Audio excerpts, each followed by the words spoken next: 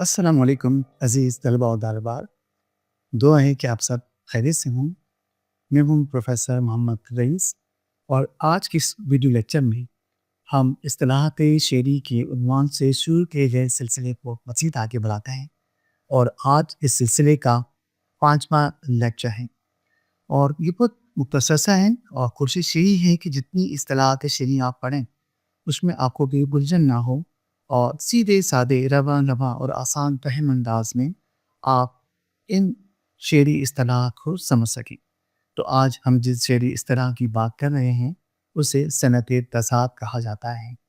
اب ہم دیکھتے ہیں کہ صنعت تضاد کیا ہوتی ہے، کیونکہ اس حوالے سے کسی شعر میں دو ایسے الفاظ کا استعمال جن کے معنی ایک دوسرے کے الٹ یعنی متضاد ہوں، صنعت تضاد کہلاتا ہے۔ اگر کوئی بھی شعر ہمارے سامنے، ہمارے زیر مطالعہ ہے، ہمارے سامنے آتا ہے اور اس میں دو ایسے الفاظ استعمال کیے گئے ہیں جو معنوں کے لحاظ سے ایک دوسرے کے الٹ ہیں۔ اب یہ الفاظ اسم بھی ہو سکتے ہیں، کسی حالت کا نام، کسی چیز کا نام، اور فعل کوئی کام بھی ہو سکتا ہے، اور ہر آپ جانتے ہیں کہ یہ ایسا لفظ ہوتا ہے جو اسم نہ ہو، فعل یعنی کوئی ورڈ نہ ہو، اور جو اپنے تنہا معنی بیان نہ کر سکتا ہو جب تک یہ کسی دوسرے لفظ کے ساتھ استعمال نہ ہو۔ جیسے ہم کہتے ہیں کہ میں بازار تک جا رہا ہوں، تو بازار تک تو سمجھ میں آتا ہے، لیکن خالی تک کہیں تو یہ کسی بھی قسم کے معنی کو بیان کرنے سے قاصر نظر آتا ہے، تو ایسے الفاظ حد دلاتے ہیں۔ تو واپس صنعت تضاد کی طرف بات کرتے ہیں۔ تو صنعت تضاد کا مطلب یہ کہ کسی بھی شعر میں دو ایسے الفاظ کا استعمال جو معنی کے لحاظ سے ایک دوسرے کے متضاد ہوں، الٹ ہوں، صنعت تضاد کہلاتا ہے۔ اب اس شعر پر غور کیجیے۔ صبح ہوتی ہے، شام ہوتی ہے، عمر یوں ہی تمام ہوتی ہے۔ اسے پر غور کیجیے تو اس میں دیکھیے ایک لفظ ہمارے پاس ہے صبح، اور دوسرا جو لفظ استعمال کیا گیا ہے شام۔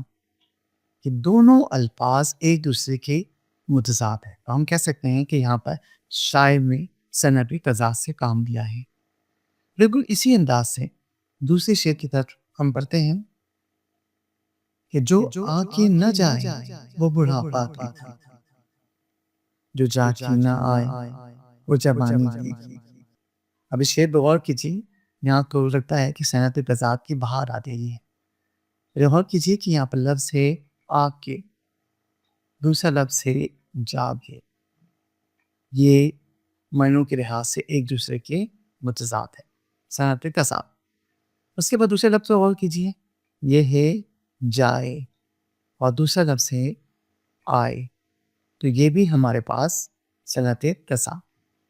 اس کے ساتھ دیکھیے اگلا لفظ بڑھاپا، اور اس کے مد مقابل جو ہمارے پاس لفظ ہے وہ بھی جوانی، یہ بھی صنعت تضاد ہے۔ تو اس شعر میں ایک تین ہمارے پاس صنعت تضاد کی مثالیں موجود ہیں۔ اب امتحان میں ایسا ہوتا ہے کہ آپ کو ایک شعر دیا جاتا ہے اور پھر آپ سے پوچھا جاتا ہے کہ بتائیے کہ اس میں کون سی صنعت استعمال کی گئی ہے۔ تو امید ہے کہ آج کے اس ویڈیو لیکچر کو سمجھنے کے بعد انشاءاللہ تعالیٰ آپ صنعت تضاد کو پہچان سکیں گے۔ اس سے پہلے کے جو لیکچرز ہیں جو ہم اصطلاحات شعری کے عنوان سے اب تک ہم اپنے چینل پر اپلوڈ کر چکے ہیں، جس میں قافیہ، ردیف، مطلع اور مقطع، ان کی وضاحت کی گئی ہے، آپ نے بھی دیکھ سکتے ہیں۔ ہم انشاءاللہ تعالیٰ ان کی لنکس جو ہے وہ ڈسکرپشن میں ڈال دیں گے۔ تو اگلی ویڈیو لیکچر میں آپ سے پھر ملاقات ہوگی، تب تک کی اجازت دیجیے۔ آپ سب کے لیے بہت ساری دعائیں، آپ بھی دعاؤں میں یاد رکھیے گا۔ اللہ حافظ۔